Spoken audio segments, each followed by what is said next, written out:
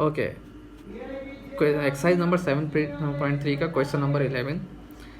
Students plans to buy 5 books and 4 CDs. The books are selling at 4 rupees 50 per book and CDs 4 rupees 30 per CD.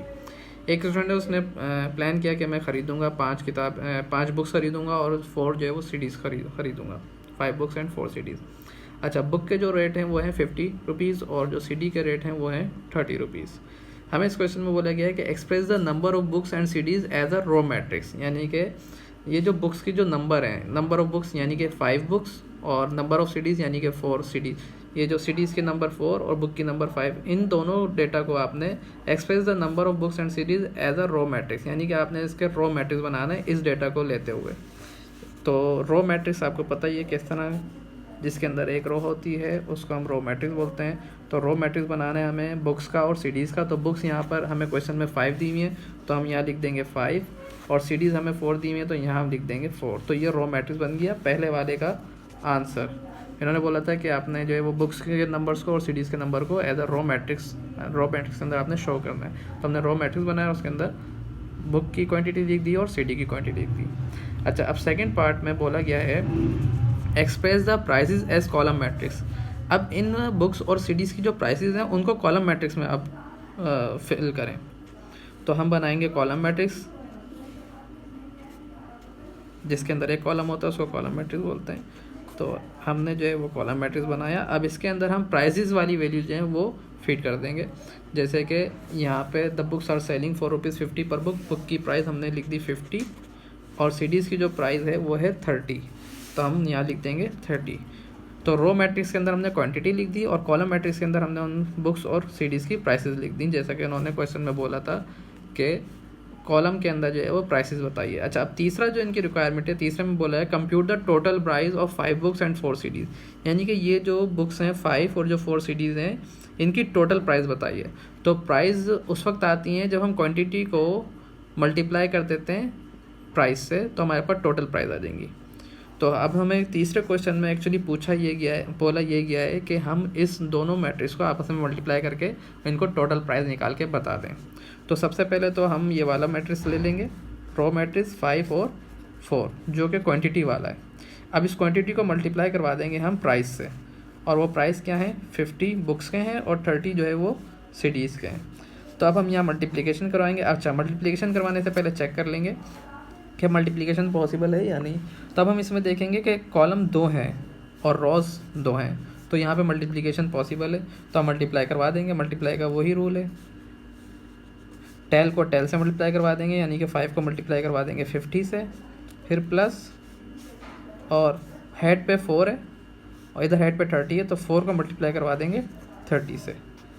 तो 5 multiply 50, 55 था 250 आ गया, plus 430 था 120. तो ये हमारे पास total price आ गई. 250 में 120 प्लस करेंगे तो ये आ जाएगा 370. तो टोटल प्राइस हमारे पास 370 आ गई, यानी कि 5 बुक्स और 4 CDs ख़रीदने के लिए मुझे जो प्राइस पड़ेगी वो 370 की प्राइस पड़ेगी 5 बुक्स और 4 CDs ख़रीदने के लिए. दैट्स इट, ये आंसर आ गया. अब आ जाते हैं क्वेश्चन नंबर 12 की तरफ.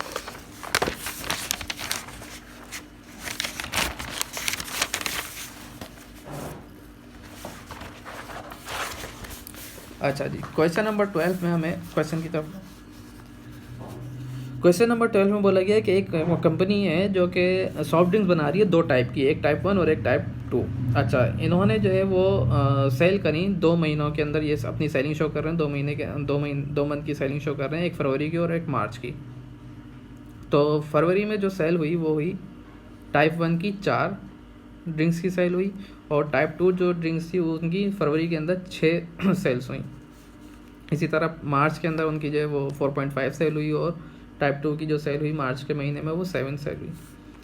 अच्छा, अब इन्होंने बोला है कि sales are given in thousands of unit. अच्छा, इन्होंने बोला है ये जो आपको 4 लग रहा है ये एक्चुअली 4 नहीं बल्कि ये 4000 यूनिट्स हैं, और ये जो 4.5 है मीन्स के 4500 यूनिट्स, 7000 यूनिट्स, 6000 यूनिट्स. तो the company has a target increase their sale by 50%. अच्छा, अब कंपनी ने टारगेट किया है कि हमने जितनी भी सेल की है फरवरी और मार्च में, अब उन्होंने टारगेट किया है कि हम 50% ज़्यादा करेंगे. यानी कि अगर अज्यूम कर लेते हैं कि पहले अगर 100% हो रही थी तो अब इन्हें 150% करनी पड़ेगी। तो अब 150% अब ये बदले हैं कि सबसे पहले तो ये जो टेबल है इस टेबल को आप मैट्रिक्स में कन्वर्ट करें। जो पहले नंबर क्वेश्चन की requirement, convert the data given the table into a matrix form. तो सबसे पहले तो हम अपना ये जो डेटा दिया हुआ है इसको हम मैट्रिक्स फॉर्म में कन्वर्ट कर लेते हैं। मैट्रिक्स फॉर्म में कन्वर्ट करने के लिए सबसे पहले तो हम मैट्रिक्स बना लेंगे और फिर इसके अंदर ये डेटा फिट कर देंगे। ये हमारा डेटा जो है वो मैट्रिक्स फॉर्म में आ गया। पहले ए पार्ट की जो है हमारी रिक्वायरमेंट कंप्लीट हो गई। अब आ जाते हैं बी पार्ट पे।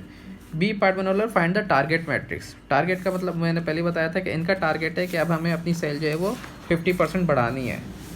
तो अगर हम पहले अज्यूम कर लेते हैं कि पहले की 100% थी तो अब हमें 150% वैल्यू चाहिए, यानी कि अब जो सेल्स हुई हुई हैं उनको हम 150% से मल्टीप्लाई करवा देंगे। अच्छा, 150% का मतलब क्या है कि 1.5 से हम मल्टीप्लाई करवा देंगे अपने गिवन मैट्रिक्स को। गिवन मैट्रिक्स है 4, 6, 4.5 और 7। तो जब हम अपने यूनिट्स को मल्टीप्लाई करवाएंगे 1.5 से तो ऑटोमेटिकली हमारे पास 150% वाली टारगेट वाला मैट्रिक्स आ जाएगा। अच्छा मैं 1.5 से क्यों करवा रहा हूँ, क्योंकि हमें 150% का बोला गया। 150% का मतलब क्या होता है, 150 और परसेंट का मतलब होता है डिवाइड बाय 100। तो 150 को जब आप 100 से डिवाइड करेंगे तो आंसर आएगा हमारा 1.5। तो इसलिए मैं 1.5 को इस पूरे मैट्रिक्स से मल्टीप्लाई करवाऊंगा, क्योंकि जब मैं इस 1.5 को इस पूरे मैट्रिक्स से मल्टीप्लाई करवाऊंगा तो फिर जो मेरे पास जो मैट्रिक्स आएगा वो 150% वाला मैट्रिक्स आ जाएगा। और 150% वाला मैट्रिक्स का मतलब क्या है कि उनका टारगेट वाला मैट्रिक्स आ जाएगा, क्योंकि उन्होंने बोला है फाइंड द टारगेट मैट्रिक्स और टारगेट हमें बोला हुआ है 150%। तो इसलिए अब मैं मल्टीप्लाई करने जा रहा हूँ। तो 1.5 को मैं मल्टीप्लाई करवा दूंगा 4 से, फिर इस 1.5 को मल्टीप्लाई करवा दूंगा मैं 6 से, फिर इस 1.5 को मल्टीप्लाई करवा दूंगा मैं 4.5 से, फिर इस 1.5 को मल्टीप्लाई करवा दूंगा मैं 7 से। तो जब मैं 1.5 को 4 से मल्टीप्लाई करवाऊंगा तो आंसर आ जाएगा 6। 1.5 को 4.5 से मल्टीप्लाई करवाऊंगा तो आंसर आ जाएगा 6.75, और 1.5 को 6 से मल्टीप्लाई करूँगा तो आंसर आ जाएगा 9। 1.5 को मल्टीप्लाई करूँगा 7 से तो आंसर आएगा 10.5। तो अब जो मेरे पास ये मैट्रिक्स आया है ये 150% वाला है, यानी कि टारगेट वाला मैट्रिक्स आ गया हमारा। तो यही हमारा क्या है, आंसर है।